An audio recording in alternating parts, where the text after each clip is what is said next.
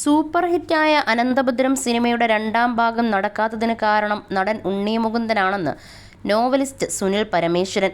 Shooting fix ചെയ്ത് announce ചെയ്ത സമയത്ത് ഭദ്രാസനം എന്ന സിനിമയിൽ നിന്നും ഉണ്ണി മുകുന്ദൻ പിന്മാറി. പൃഥ്വിരാജ് ചെയ്തതിനേക്കാൾ ക്രൂരമായ ചതിയാണ് തന്നോട് ഉണ്ണി ചെയ്തത്. തൻ്റെ ജീവിതത്തിലെ ചതിച്ച പുരുഷനാണ് ഉണ്ണി മുകുന്ദൻ. ഒരു വലിയ സിനിമയാണ് നടൻ തകർത്തത് എന്നാണ് സുനിൽ പരമേശ്വരൻ വെളിപ്പെടുത്തിയിരിക്കുന്നത്. ഉണ്ണി മുകുന്ദനെ നായകനാക്കി ഒരുക്കാനിരുന്ന സിനിമ മുടങ്ങിയത് മുതലുള്ള കാര്യങ്ങൾ പറഞ്ഞുകൊണ്ടാണ് സുനിൽ പരമേശ്വരൻ സംസാരിച്ചത്.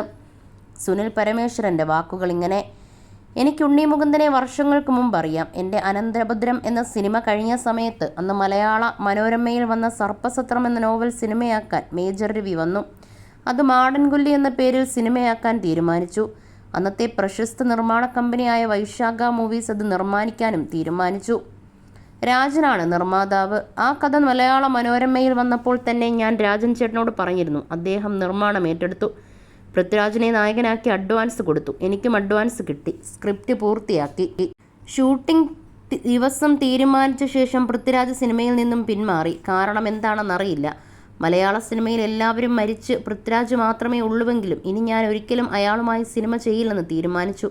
പക്ഷേ ഈ പ്രോജക്റ്റ് എങ്ങനെയെങ്കിലും സിനിമയാക്കണമെന്ന് മേജർ രവിക്കുണ്ടായിരുന്നു. മറ്റൊരു നടനെക്കുറിച്ച് ചിന്തിച്ചപ്പോൾ എൻ്റെ സുഹൃത്തൊരു പയ്യനുണ്ട്. ലോഹിതദാസിൻ്റെ സിനിമയ്ക്ക് വേണ്ടി നോക്കിയ പയ്യനാണ്. ഗുജറാത്തിലുള്ള പയ്യനാണ്. കാണാനൊക്കെ സുന്ദരനാണ് എന്ന് പറഞ്ഞു. നിർമ്മാതാവ് ജോണി സാഗരിക വഴി ആ നടനെ ബന്ധപ്പെട്ടു. ജവഹർ നഗറിലെ ഫ്ലാറ്റിൽ ഉണ്ണി മുകുന്ദൻ വന്നു. എൻ്റെ കൂടെ താമസിച്ചു. ഞാൻ കഥ പറഞ്ഞു കൊടുത്തു. ഇദ്ദേഹത്തെ ചെന്നൈയിൽ വിട്ട് ആക്ഷൻ എല്ലാം പഠിപ്പിച്ചു. എല്ലാം റെഡിയായപ്പോൾ വൈശാഖ് മൂവീസിൻ്റെ ഓണർ പറഞ്ഞു, ഈ നടനെ വെച്ച് സിനിമയെടുത്താൽ നമുക്ക് തിയേറ്റർ കിട്ടില്ല എന്നൊക്കെ പറഞ്ഞു. ഉണ്ണി മുകുന്ദൻ ഇല്ലാത്ത കുറ്റങ്ങളൊന്നുമില്ല. അങ്ങനെ ആ സിനിമ വേണ്ടെന്ന് വെച്ചു. ഉണ്ണി മുകുന്ദൻ ഏറെ പ്രതീക്ഷിച്ച സിനിമയായിരുന്നു. രാത്രികളിൽ അയാൾ കരയുകയായിരുന്നു.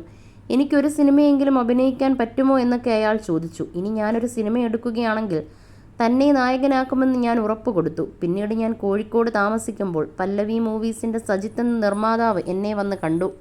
ഞാൻ അനന്തഭദ്രത്തിൻ്റെ രണ്ടാം ഭാഗത്തെക്കുറിച്ച് സംസാരിച്ചു. അത് അദ്ദേഹം ചെയ്യാമെന്ന് പറഞ്ഞു. പരസ്യ കമ്പനി നടത്തിയ ജബ്ബാർ കല്ലറയ്ക്കൽ സംവിധായകനാകുന്നു. എന്നാൽ ആദ്യം മുതലേ സാമ്പത്തിക ബുദ്ധിമുട്ട് ആ സിനിമയ്ക്കുണ്ടായിരുന്നു. എന്നാലും 2 ലക്ഷം രൂപയ്ക്ക് നിർമ്മാതാവിൻ്റെ റൈറ്റ് വാങ്ങി എനിക്ക് 50,000 രൂപ തന്നിട്ട് എന്നോട് എഴുതി വാങ്ങി.